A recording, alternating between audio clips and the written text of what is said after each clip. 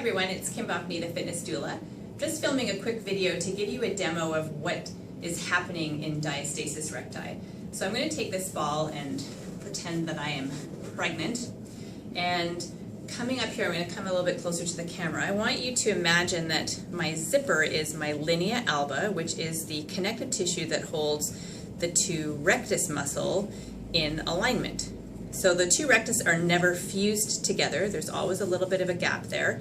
What is a normal gap has never really been 100% determined, but generally anything that would be, say, greater than 2 fingers apart would be considered potentially a diastasis recti. So diastasis means separation, and recti is the rectus muscles. So diastasis recti means a separation of the recti muscles. So essentially what's happening when I'm pregnant is this linea alba starts to thin and stretch, and then what happens is the two recti, as you can see, start to move away from that midline.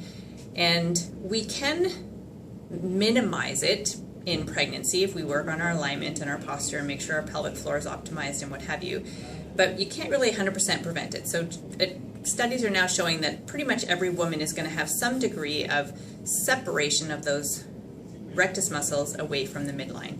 So now once I've given birth, I am left with this gap.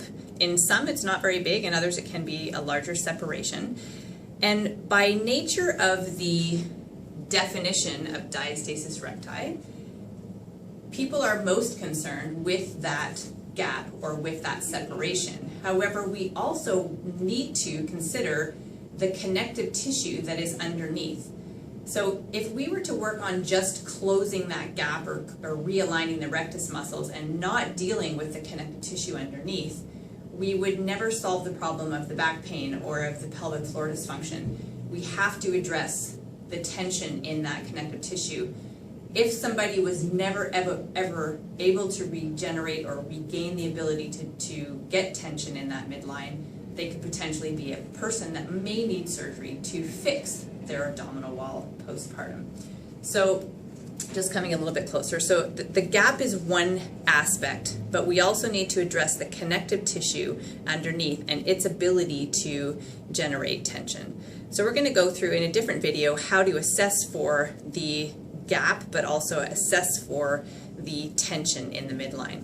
So just a couple more points here to pay attention to. Because the rectus attaches down to my pubic symphysis here, onto my pelvis, what's happening up here, so if I do have a large separation and if I do have lack of integrity in my connective tissue, it will directly affect my pelvis. So I may have some instability in my pelvis, I may have some it may interfere with the ability of my muscles to function in my pelvic floor. So diastasis recti and linea alba insufficiency and the pelvic floor are very, very closely related.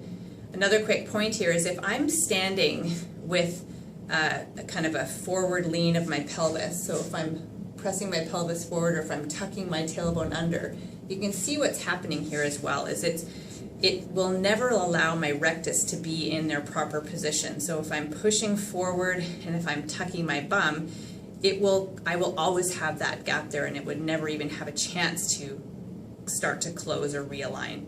So you want to pay attention to the position of your pelvis. You want to back that up and nod your pubic bone down, your tailbone up, so that you can at least get the recti in their proper alignment, and that will also help with the connective tissue underneath.